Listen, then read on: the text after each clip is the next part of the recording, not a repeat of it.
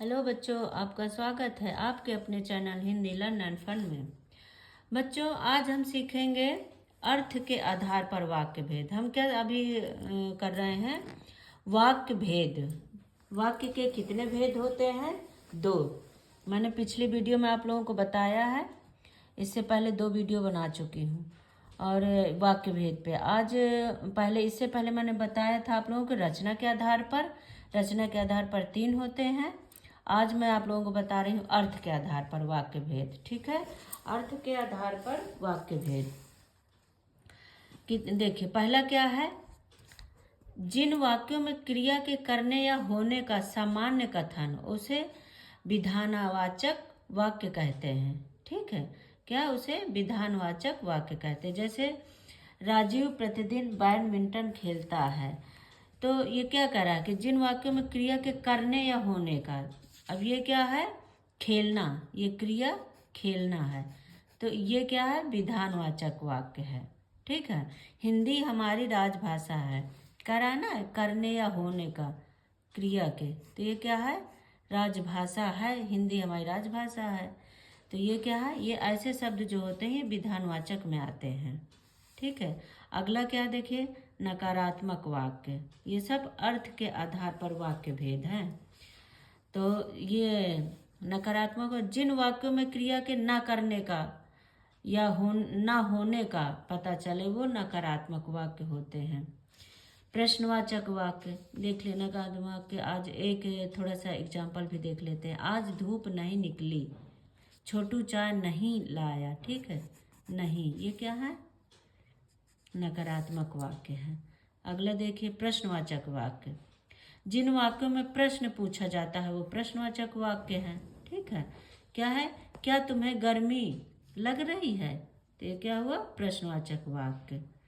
ठीक है, उसका क्या हाल है? ये प्रश्न कर रहा है ना, तो इससे हमें पता चलता है कि प्रश्नवाचक वाक्य है। अगला क्या है?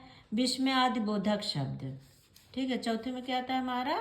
विस्मयादिबोधक। विस्मयादिबोधक का क्या मतलब है? जैसे हमें अचानक से कोई बात पता चलती है और हम एकदम से अचंभित हो जाते हैं या किसी से घृणा हो जाती है, तो ये सारी चीज़ें क्या है? विस्मयादिबोधक शब्द में आते हैं। जिन शब्दों में हर्ष, क्रोध, आश्चर्य, शोक, घृणा आदि के भाव प्रकट होने विस्मयादिबोधक शब्द कहा जाता है। जैसे हाय, गांव में बाढ़ ने गांव को तबाह कर दिया। ठीक है, ये क्या हुआ? हाय। जैसे ये शब्द, अरे, ऐसे शब्द होते हैं जो ये विस्मयादिबोधक के चिन्ह होते हैं।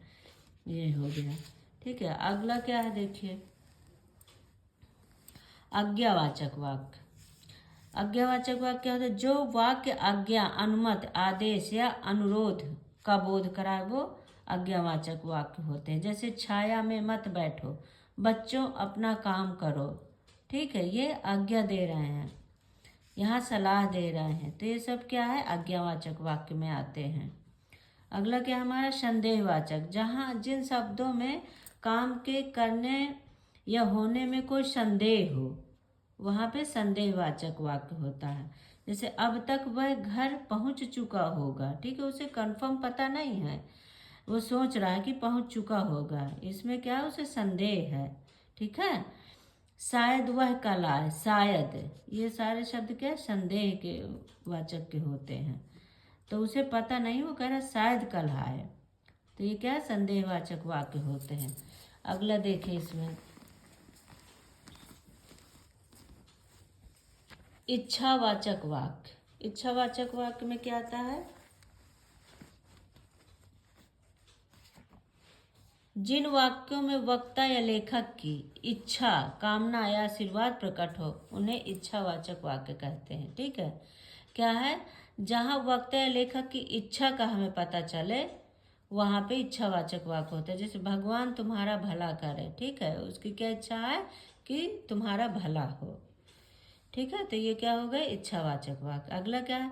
संकेतवाचक वाक्य। जिन वाक्यों में किसी कार्य के होने या ना होने के प्रति किसी शर्त का बोध हो। ठीक है, वहाँ संकेतवाचक वाक्य होता है। जैसे पानी ना बरसता तो तालाब सूख जाता। ठीक है, यदि नौकरी मिल गई तो मैं तुम्हारी सहायता करूँगा। ये क्या है? संकेतवाचक, मतलब ऐसा होता तो वैसा होता, ऐसे ऐसे शब्द क्या होते हैं? संकेतवाचक वाक्य होते हैं। ठीक है बच्चों, तो ये मैंने आप लोगों को बताया आज अर्थ के आधार पर वाक्य भेद। तो ये वाक्य भेद हमारे इस वीडियो से पूरा हो चुका है।